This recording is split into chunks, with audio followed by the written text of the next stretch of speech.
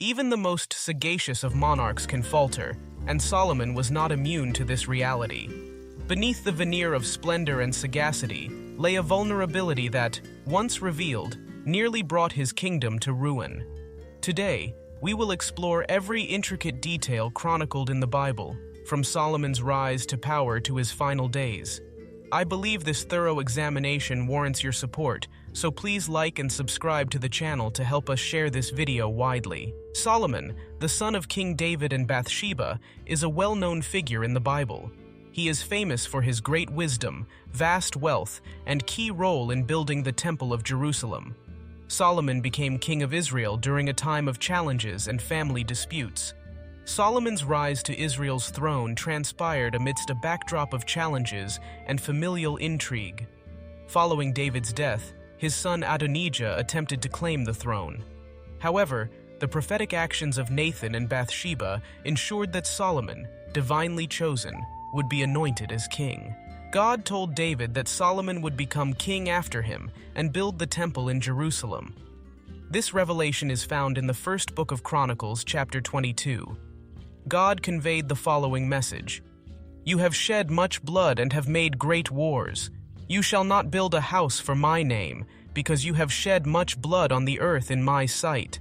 Behold, a son shall be born to you, who shall be a man of rest, and I will give him rest from all his enemies all around. His name shall be Solomon, for I will give peace and quietness to Israel in his days.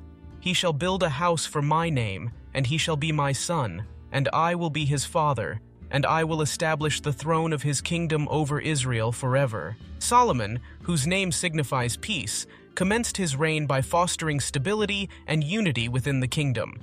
His unparalleled wisdom distinguished him among the leaders of his era. Early in his rule, Solomon established a profound covenant with God, reflecting both his wisdom and his desire for divine guidance in governance. This significant covenant and its stipulations are recorded in the first book of Kings 3:14.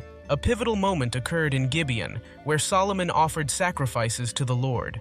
That night, God appeared to Solomon in a dream and asked, "What shall I give you?" Solomon, displaying humility, acknowledged the immense responsibility of leading the people of Israel. He specifically requested wisdom to judge and govern justly. Solomon's request highlighted his deep reliance on God to direct his actions and make wise decisions for the benefit of the Israelites. Solomon's decision to request wisdom over wealth or personal gain highlighted his commitment to ruling with integrity and fairness, embodying the qualities of a wise and devout leader. God's response to Solomon's request was extraordinary. God commended the king's choice, and in addition to bestowing the sought-after wisdom, promised unparalleled riches and honor.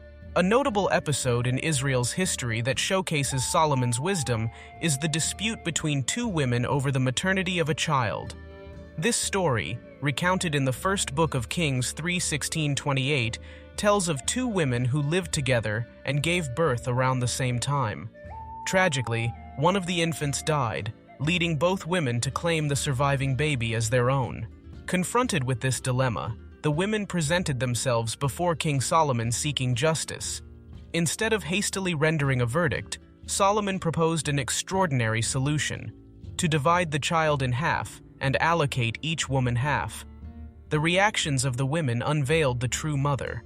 The woman who genuinely cared for the child implored the king not to harm the baby and suggested giving the child to the other woman.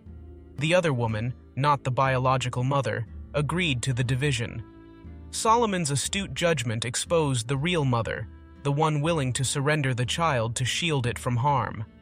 Solomon then declared that the true mother was the one who exhibited genuine maternal love and decreed that the child be returned to her. In addition to his wisdom, Solomon achieved remarkable feats, notably the construction of the Temple of Jerusalem. This grand undertaking served as the spiritual hub of the kingdom and symbolized God's continual presence among the people of Israel. The temple not only showcased Solomon's administrative prowess, but also the kingdom's wealth and prosperity. The aspiration to erect a temple for the Lord was initially conceived by his father, King David. However, it was Solomon who advanced this noble endeavor.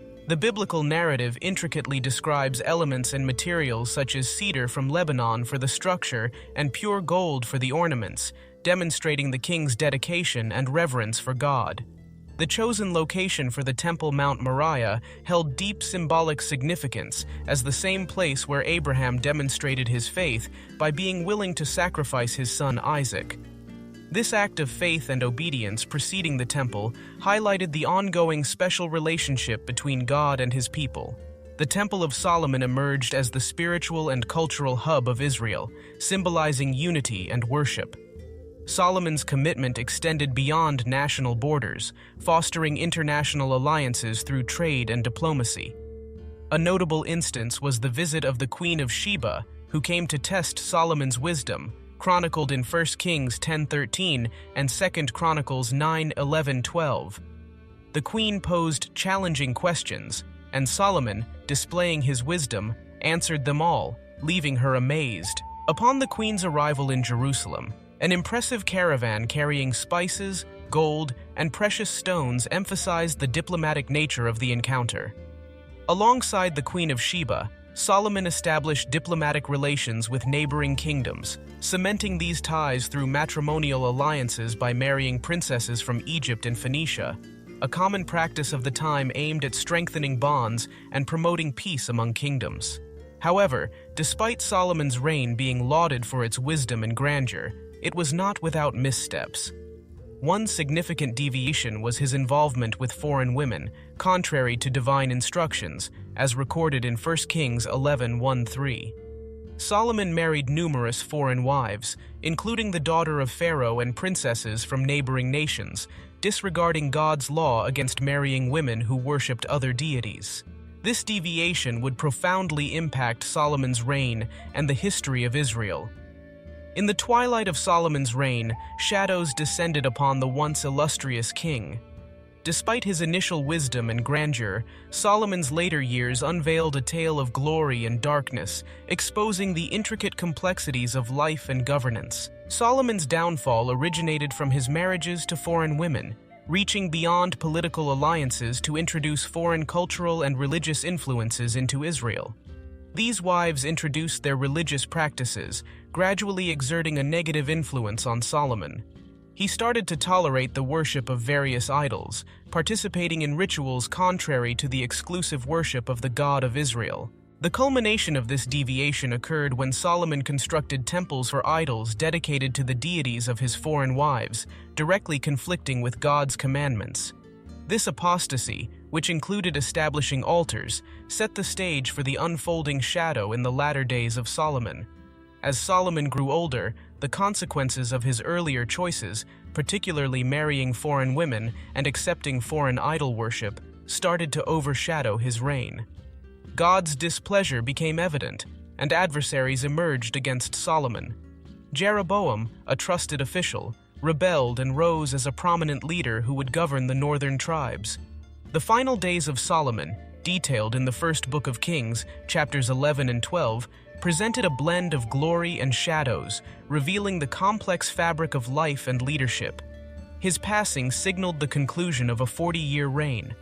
Although the exact cause of Solomon's death is not specified in the Bible, the scripture in 1 Kings 11:41-43 documents, "Now the rest of the acts of Solomon, all that he did, and his wisdom, are they not written in the book of the acts of Solomon? And the period that Solomon reigned in Jerusalem over all Israel was 40 years. Then Solomon rested with his fathers, and was buried in the city of David his father.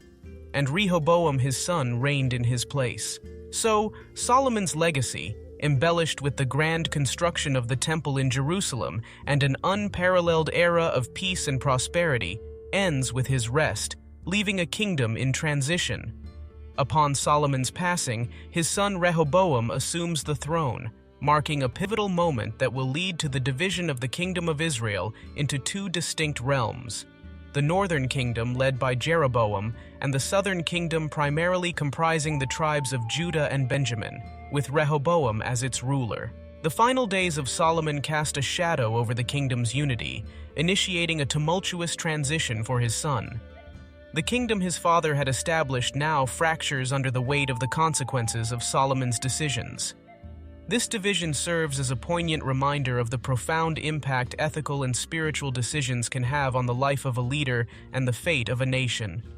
Solomon's narrative stands as a powerful reminder of the enduring significance of ethical and spiritual choices with far-reaching consequences for both leaders and nations. As you've reached this point, I value your interest in the content. I kindly ask you to subscribe to the channel and express your thoughts in the comments. Thank you for joining, and may you receive blessing.